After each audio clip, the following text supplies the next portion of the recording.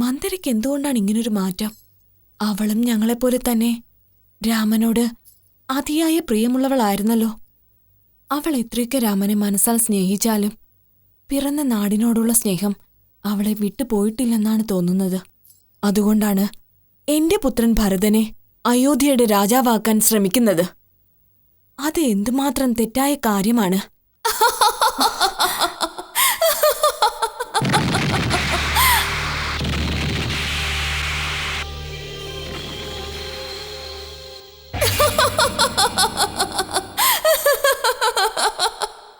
ആരാണിവിടെ ചിരിക്കുന്നത്? ഞാനാണ്, നിന്റെ മനസാക്ഷി. എന്ത്? എന്റെ മനസാക്ഷിയോ? നീ ദൈവത്തെപ്പോലെ നിശബ്ദമായല്ലേ സംസാരിക്കൂ? ഇപ്പോഴാണെങ്കിൽ ഈ മാളിക തന്നെ പ്രതിധ്വനിക്കും പോലെ ഇത്ര ശക്തമായി ചിരിക്കുന്നതെന്തിന്? നീ എന്തിനാണ് വന്നത്? നീ നിന്നെ തന്നെ മറന്നോ? അതിപ്പോൾ ഓർമ്മപ്പെടുത്താൻ വേണ്ടിയാണ് ഞാൻ വന്നിരിക്കുന്നത്. ചഷകത്തിൽ എന്റെ രൂപമല്ലേ കാണപ്പെടുന്നത്? നീയാണോ എന്റെ മനസാക്ഷി? അതെ, അവരവരുടെ മനസാക്ഷി അവരവരുടെ രൂപത്തിൽ സമന്വയിച്ചു തന്നെയായിരിക്കും. നീപ്പോ ഇവിടെ വന്നതിന്റെ കാരണം? മന്ദര എന്ന ചിലന്തി വിരിച്ച വലയിൽ അകപ്പെട്ട പ്രാണിയെപ്പോലെ വലയുന്ന നിനക്ക് ശരിയായ ഉപായം പറഞ്ഞു തരാനാണ് ഞാൻ വന്നിരിക്കുന്നത്. നിനക്ക് നന്ദി അറിയിച്ചുകൊള്ളുന്നു. ദാ നോക്ക്, നാളെ രാമന്റെ പട്ടാഭിഷേകം നടത്താൻ പോവുകയാണ് മഹാരാജാവ്. ഈ നിലയിൽ എന്റെ പുത്രൻ ഭരതൻ നാട് ഭരിക്കാനും ഞങ്ങളുടെ എല്ലാം മൂത്ത പുത്രനായ രാമൻ 14 വർഷം വനവാസം നടത്താനുമുള്ള വരം എന്റെ പതിയോട് ചോദിക്കാൻ പ്രേരിപ്പിക്കുകയാണ് മന്ദര. ഇത് ന്യായമാണോ? നീ തന്നെ പറയൂ. മഹാരാജാവിന്റെ ശ്രമം ലോകപാരമ്പര്യം അനുസരിച്ച് ശരിയാണ്. മന്ദര പറയുന്നതോ അവരുടെ അഭിപ്രായം വെച്ച് അത് ശരിയാണ്. അതെങ്ങനെ ശരിയാവും? ഞങ്ങളുടെ പുത്രന്മാരിൽ മൂത്തവനാണ് രാമൻ. ആയതിനാൽ അവന്റെ മുറയനുസരിച്ച് പട്ടാഭിഷേകം നടത്തുകയാണ് രാജാവ്. അത് തടയുവാൻ മന്ദര ശ്രമിക്കുന്നത് എങ്ങനെ ശരിയാകും?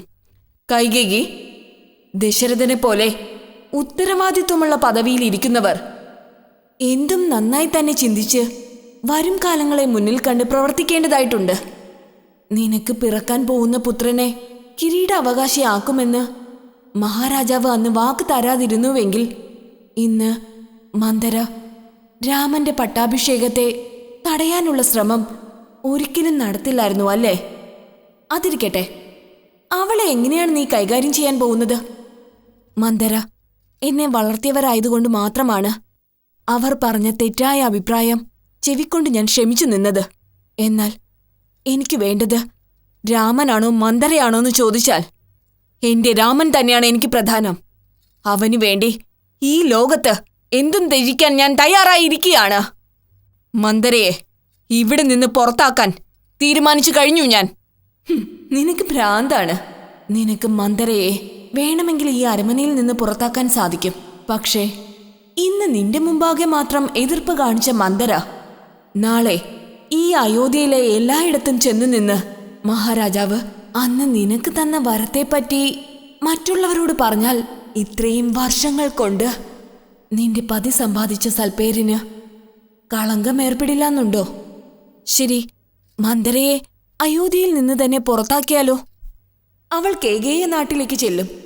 കോസല രാജാവ് കൊടുത്ത വാക്ക് പാലിച്ചില്ല എന്ന് എല്ലാവരോടും ചെന്ന് പറഞ്ഞ് കുഴപ്പങ്ങളെല്ലാം ഉണ്ടാക്കി വയ്ക്കും. ആയതിനാൽ നിങ്ങളുടെ രാജകുടുംബങ്ങൾക്ക് മാത്രമല്ല, നിങ്ങളുടെ ഇരു നാടുകൾക്കിടയിലും വഴക്കും പകയും ഉണ്ടാകും. അതിനുശേഷം രാമനെ കൊണ്ടുപോലും സമാധാനത്തോടെ ഈ അയോധ്യ ഭരിക്കാനാവില്ല.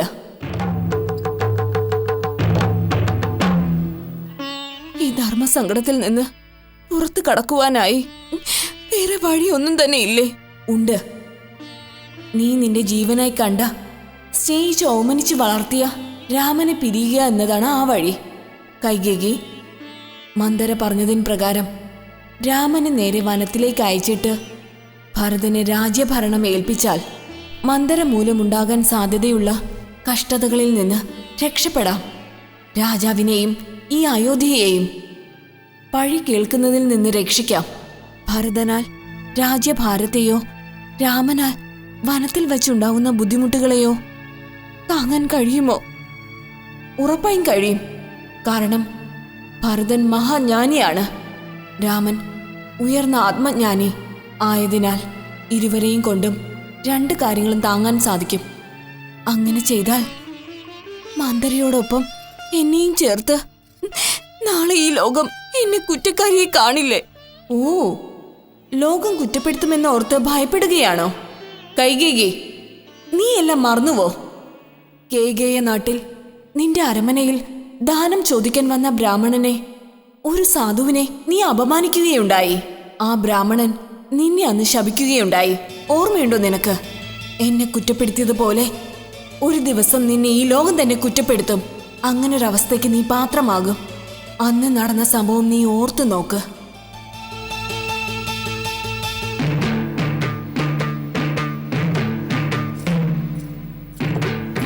നിൽക്ക്. ആരാണ് നിങ്ങൾ? രാജകുമാരി, ഞാനൊരു ബ്രാഹ്മണനാണ്. മഹാരാജാവ് തിരുമനസിനെ നേരിൽ കണ്ട് ദാനം ചോദിക്കാൻ വന്നതാ. ഭിക്ഷ യാചിക്കാൻ നേരെ കൊട്ടാരത്തിലേക്ക് തന്നെ കയറി വന്നിരിക്കുകയാണോ? നിങ്ങളെ ആരാണ് ഇവിടെ കടത്തിവിട്ടത്? ആരാണ് കടത്തിവിട്ടത്? രാജകുമാരി, ഞാൻ മാസത്തിൽ ഒരു തവണ നേരിൽ വന്ന് ദാനം ചോദിക്കാറുണ്ട്. ആയതിനാൽ മഹാരാജാവിനെ കാണുന്നതിന് എനിക്ക് അനുമതി ഉണ്ടാകണം. നിങ്ങളൊരു ബ്രാഹ്മണനായിരിക്കാം, ജ്ഞാനമെല്ലാം കരസ്ഥമാക്കിയ പണ്ഡിതനുമായിരുന്നിരിക്കാം എന്ന് കരുതി ഭിക്ഷയാചിക്കാൻ വരുന്ന സമയത്ത് തോളിലൊരു വേഷ്ടിയുമിട്ട് ഒരു വല്ലഭനെ പോലെ നെഞ്ചും വിരിച്ച് ജ്ഞാനിയാണെന്ന അഹങ്കാരത്തിൽ രാജഗാംഭീര്യത്തിൽ നടന്ന് ഇങ്ങനെയൊന്നും വരാൻ പാടില്ല. ആ വേഷ്ടി ഉദരത്തിൽ കെട്ടി ഞാൻ ദരിദ്രനാണ്, എന്നെ സഹായിക്കണമേ എന്ന് അഭ്യർത്ഥിച്ച് കുനിഞ്ഞ് വിനയത്തോടെ വരുന്നവർക്ക് മാത്രമേ ഈ പറഞ്ഞ ദാനവും ഭിക്ഷയൊക്കെ കിട്ടുകയുള്ളൂ. നിങ്ങൾ ആദ്യം അത് മനസ്സിലാക്കിക്കൊണ്ടുവരൂ. ഇപ്പൊ നിങ്ങൾക്ക് പോകാം. കൈകേയി, നീ രാജകുമാരി എന്ന അഹങ്കാരത്തിൽ എന്നെ അപമാനിച്ചിരിക്കുകയാണ്. ഭിക്ഷ എന്നത് അനാഥരും അംഗഹീനരും ചോദിച്ചു വരുന്ന ഭിക്ഷയാണ്. ദാനമെന്നത് എന്നെപ്പോലുള്ള പൂജാരിമാർ, വേദപണ്ഡിതന്മാർ ഈ സ്ഥാനങ്ങൾ മാനിച്ച് ചോദിക്കാതെ തന്നെ തരുന്ന ബഹുമതിയാ. നീ അറിവുള്ളവളായിരുന്നിട്ടും അഹംഭാവത്താൽ എന്റെ സ്ഥാനം പോലും നീ മറന്നു. എന്റെ വേദപാണ്ഡിത്യത്തെയും എന്റെ വേദവിദ്യകളെയും പരിഹസിച്ചു സംസാരിച്ചു. അതുകൊണ്ട് ആ ദൈവീകമായ വേദങ്ങളുടെ ശക്തിക്കുമേൽ ആണയിട്ട് പറയുന്നു, ഇന്നെന്നെ കുറ്റപ്പെടുത്തിയ നീ ഏതെങ്കിലും ഒരു ദിവസം ഈ ലോകം തന്നെ കുറ്റപ്പെടുത്തുന്ന തീരാ കളങ്കത്തിനാളാകുമെന്ന് നിന്നെ ഞാൻ ശപിക്കുന്നു.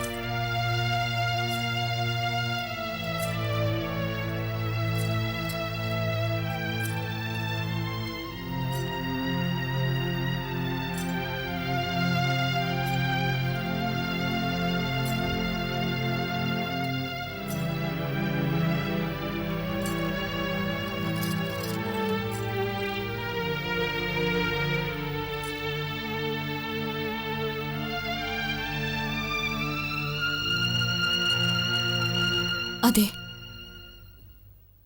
അതാണ് ശരി. അത് തന്നെയാണ് ശരി. അങ്ങനെയാണ് ചെയ്യേണ്ടത്.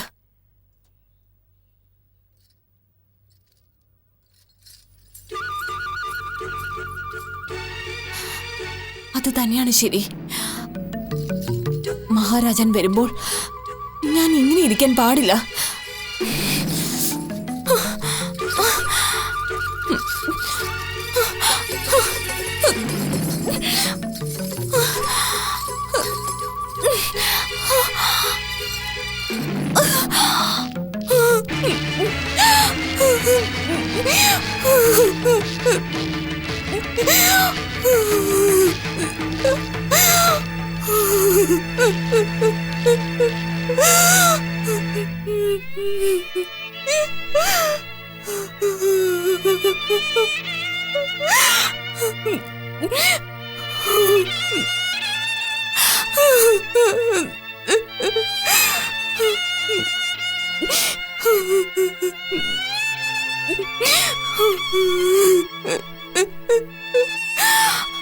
കൈകേയി,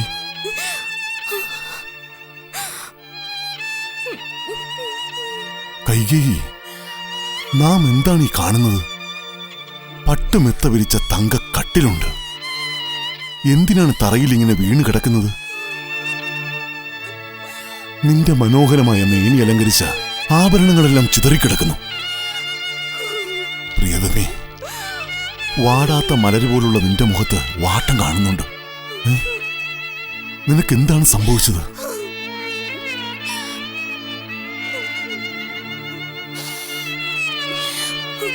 അയോധ്യ ചക്രവർത്തിയുടെ അന്തപുരത്തിൽ വെറും അലങ്കാര വസ്തു മാത്രമായിരിക്കുന്ന എന്റെ ഉടലിന് എന്താണൊരു കുറവ്? കൈകേയി, നീ എന്താണ് ഈ വിധം സംസാരിക്കുന്നത്? ദിവസവും എന്നെ കാണുമ്പോൾ ഓടി വന്ന് വാരി പുണരുന്നവൾ ഇന്ന് അകന്നകന്ന് പോവുകയാണ്. വേദന കലർന്ന് ഗദ്ഗദത്തോടെ സംസാരിക്കുകയാണ്. നിന്റെ മനസ്സ് നോവും വിധം ഞാൻ ഒരു തെറ്റും ചെയ്തിട്ടില്ലല്ലോ റാണി. റാണി, ആ പദത്തിന് യോജിച്ചവൾ ഞാനാണോ അതോ ആ കൗസല്യാണോ? എന്റെ പട്ടമഹർഷികൾ 3 പേർക്കും അവകാശമുണ്ട്. അതിൽ നിനക്കെന്തുകൊണ്ടാണ് ഇത്ര സംശയം? അങ്ങനെ അങ്ങ് പക്ഷഭേദമില്ലാതെ എല്ലാവരെയും കാണുന്നുണ്ട് എങ്കിൽ ഈ അരമനയിൽ നടക്കുന്ന ഓരോരോ കാര്യങ്ങളെ പറ്റിയും അവൾ അറിയുന്ന അതേ നിമിഷം തന്നെ ഞാനും അത് അറിയേണ്ടത് തന്നെയല്ലേ? എന്റെ പുത്രൻ ഭരതനല്ലല്ലോ പട്ടാഭിഷേകം നടത്തുന്നത്. നാളെ രാമന്റെ പട്ടാഭിഷേകമല്ലേ നടക്കുന്നത്? ആയതിനാൽ മഹാറാണി കൗസല്യ, അവളുമായി ലോഹ്യത്തിൽ ജീവിക്കുന്ന സുമിത്ര, മറ്റു രാജപുത്രന്മാർ എല്ലാവരോടും പറഞ്ഞതിന് ശേഷം അവസാനമായി എന്നോട് പറയാൻ വന്നതുപോലെയാണ് എനിക്ക് തോന്നുന്നത്. ഓഹോ, നമ്മുടെ കൺമണി ശ്രീരാമന്റെ കിരീടധാരണത്തെപ്പറ്റി താമസിച്ച് പറയാൻ വന്നതുകൊണ്ടുള്ള പരിഭവമായിരുന്നോ ഇത്? ഇതിനു വേണ്ടിയായിരുന്നോ വറ്റി വരണ്ട മണ്ണുപോലെ നീ കിടന്നത്? കൈകേയി, ഇന്ന് പുലർച്ചെയാണ് കിരീടധാരണം തീരുമാനമായത്. അതിനെ തുടർന്ന് വസിഷ്ഠനോടും സുമന്ത്രനോടും ആലോചിച്ച് ചില കാര്യങ്ങൾ ചെയ്യേണ്ടിയിരുന്നതിനാൽ അത് ചെയ്തതിനു ശേഷം കൗസല്യോടും സുമിത്രയോടും സന്ദേശം പറഞ്ഞയച്ചതിനു ശേഷം രാജാവാകാൻ പോകുന്ന രാമനെ സന്ദർശിച്ച് കാര്യങ്ങൾ വിശദീകരിച്ച് നിന്നോട് പറയാൻ ഞാൻ തന്നെ നേരിട്ട് വന്നിരിക്കുകയാണ്. ഇതൊന്നും അറിയാതെ നീ എന്നോട് കോപിച്ചില്ലയോ? അത് പോട്ടെ, നാളെ നമ്മുടെ രാമന്റെ പട്ടാഭിഷേകത്തിന്റെ ഭാഗമായി നിനക്ക് സ്നേഹസമ്മാനമായി എന്താണ് വേണ്ടത്? ചോദിച്ചോളൂ.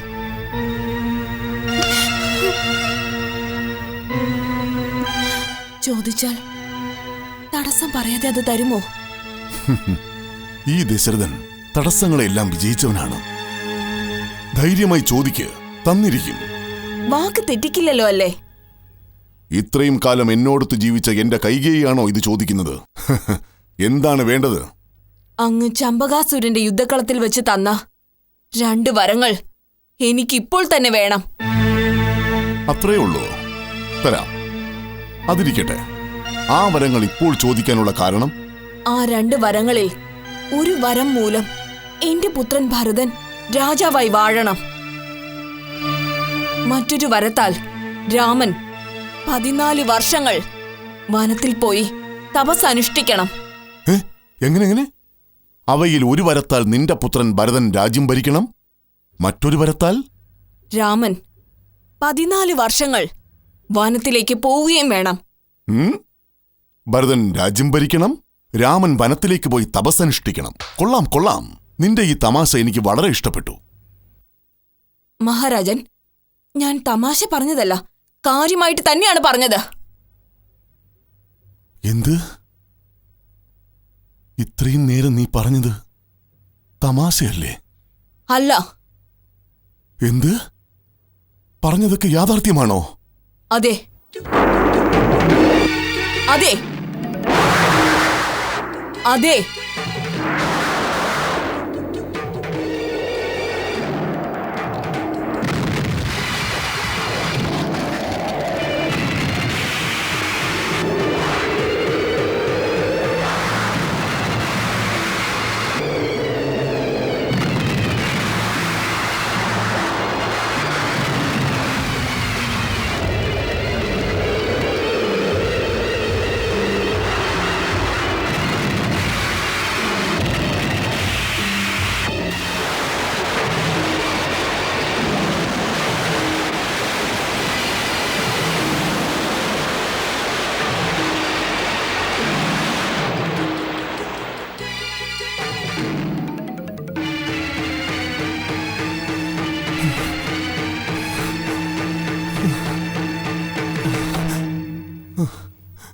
നേരം പുലർന്നാൽ രാമന്റെ പട്ടാഭിഷേകം.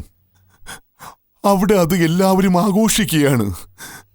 അവരുടെ എല്ലാവരുടെയും സന്തോഷം പൊട്ടിച്ചിതറുന്നത് പോലെ വേദനിപ്പിക്കുന്ന രീതിയിലുള്ള വരങ്ങൾ ചോദിക്കുന്നത് ഇത് ന്യായമാണെന്ന് നിനക്ക് തന്നെ തോന്നുന്നുണ്ടോ കൈകേയി? മഹാരാജൻ, ന്യായം എന്നത് അവരവരുടെ മനസ്സിനെ സംബന്ധിച്ചതാണ്. ഞാൻ ചോദിച്ചത് എന്നെ സംബന്ധിച്ചിടത്തോളം ന്യായമുള്ളതാണ്. ആയതിനാൽ എന്റെ പുത്രൻ ഭരതൻ തന്നെ രാജാവാകണം. രാമൻ 14 വർഷങ്ങൾ വനത്തിലേക്കും പോകണം. രാമ രാമ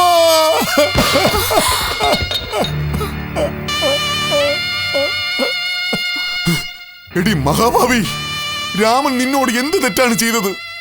കോസല നാട്ടിലെ പ്രജകളെല്ലാം ഒന്നായി നിന്നുകൊണ്ട് അവനെ വരവേൽക്കുമ്പോൾ നീ മാത്രം അവനെ വനത്തിലേക്ക് അയക്കാൻ എന്തിനാണ് ഇങ്ങനെ തുടിക്കുന്നത്?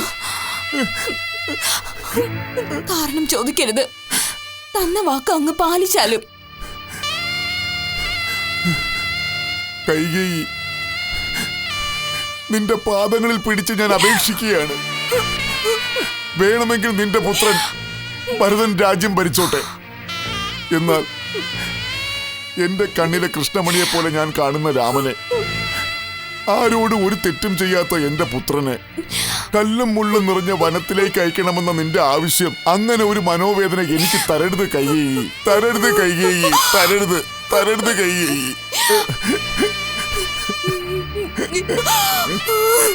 അങ്ങയുടെ ഈ ദുരവസ്ഥ കാണുമ്പോ മന്ദരയ്ക്ക് കൊടുത്ത വാക്ക് നിറവേറ്റാതെ വിട്ടുകളയണമെന്ന് എനിക്ക് തോന്നുന്നുണ്ട്. എനിക്ക് എന്തിനാണ് ഇങ്ങനെ ഒരു വിധി? മഹാരാജാവ് കരഞ്ഞുകൊണ്ട് അപേക്ഷിക്കുകയാണ്. മനസ്സ് കല്ലാക്കിക്കൊണ്ട് നിൽക്കേണ്ട അവസ്ഥയാണല്ലോ എനിക്ക്.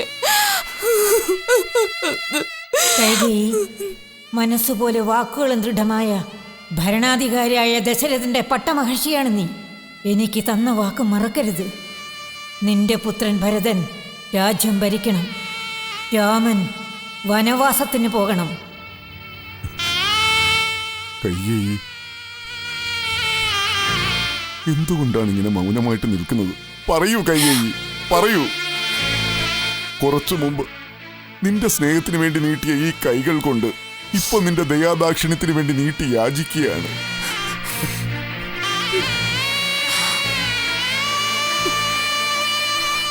അഭയം തേടി വന്ന എത്രയോ ശത്രുക്കൾക്ക് ജീവൻ ഭിക്ഷയായി നൽകി ജീവിതം കൊടുത്ത ഈ ദശരഥൻ നിന്നോട് യാചിക്കുകയാണ്.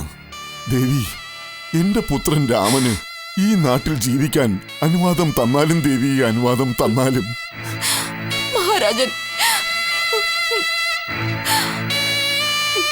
കൈകേയി, പ്രസവിച്ച മാതാവിനേക്കാൾ കൂടുതൽ നിന്നെ സ്നേഹിച്ച ചന്ദനപ്പൊൻ തൊട്ടിലിൽ നിന്ന് നിന്റെ ഈ തോളിൽ ചാഞ്ഞു കിടന്ന് ലാളനയേറ്റി വളർന്ന നമ്മുടെ പൊന്നോമന നാളെ വനത്തിൽ വരണ്ടുണങ്ങിയ നിലത്ത് ശയിക്കുകയാണെന്ന് കേട്ട് കഴിഞ്ഞാൽ നിന്റെ മനസ്സിനത് പൊറുക്കാൻ കഴിയുമോ ദേവി?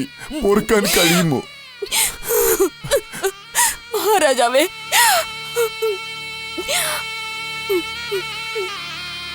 അയ്യോ, എനിക്കെന്റെ മനസ്സിനെ കല്ലാക്കാൻ കഴിയുന്നില്ലല്ലോ. മഹാരാജാവ് കൈകൂപ്പി യാചിക്കുന്നത് കണ്ടുകൊണ്ട് എനിക്ക് മൗനമായിരിക്കേണ്ടി വരികയാണല്ലോ. കൈകേയി, മന്ദര ചുമത്തുന്ന അസഹനീയമായ പഴിയിൽ നിന്ന് നിനക്കും മഹാരാജാവിനും രക്ഷപ്പെടണമെന്നുണ്ടെങ്കിൽ മഹാരാജാവോ രാമനോ രഹസ്യമൊന്നും അറിയാത്ത രീതിയിൽ മന്ദര പറഞ്ഞ പോംവഴി ഉപയോഗിച്ച് രാമനെ വനത്തിലേക്ക് തന്നെ അയക്കുന്നതാണ് നല്ലത്. മനോധൈര്യം കൈവിടരുത്. രാമൻ വനവാസത്തിനായി പോകണം. ഭരതൻ നാട് ഭരിക്കണം.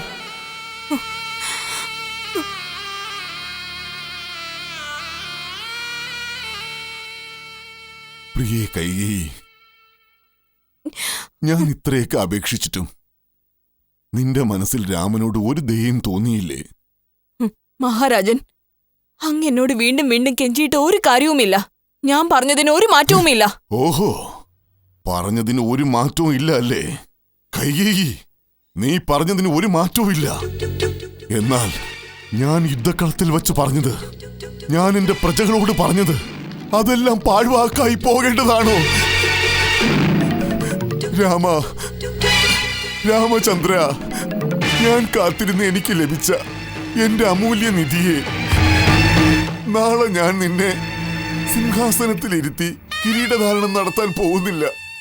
ഈ മഹാപാപി കൈകേയി ചോദിച്ച വരപ്രകാരം നീ സന്യാസ വേഷം ധരിച്ച് വനത്തിലേക്ക് പോകൂ പുത്ര എന്ന് നിന്നോട് പറയാൻ എനിക്ക് എങ്ങനെ മനസ്സ് വരും രാമ?